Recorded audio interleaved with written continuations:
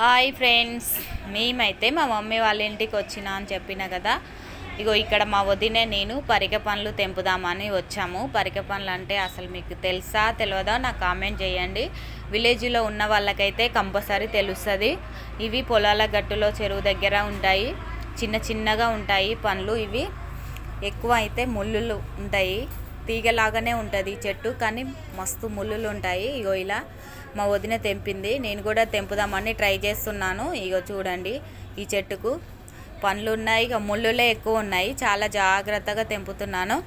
అయినా ఇగో ముళ్ళు గుచ్చుకుంది. అసలు ఒకటి తెంపింది ఒకటే, కానీ ముళ్ళులు మాత్రం బాగానే గుచ్చుకున్నాయి.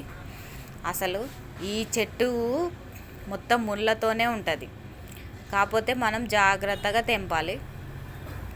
చిన్న చిన్నగా ఇగో బ్లాక్ కలర్లో ఉన్నాయి పండినవి, కచ్చగా గ్రీన్ కలర్లో ఉన్నాయి పండనివి. మేమైతే చిన్నగా ఉన్నప్పుడు బాగా తినేవాళ్ళము.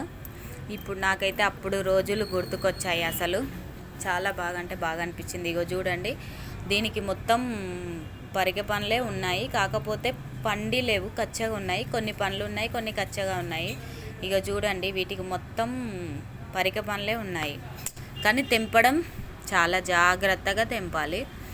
ఇగో చూడండి ఎలా ఉన్నాయో, చిన్న చిన్నగా. అసలు అవి కనిపించవు, కానీ టేస్ట్ మాత్రం మస్తు చాలా బాగుంటుంది.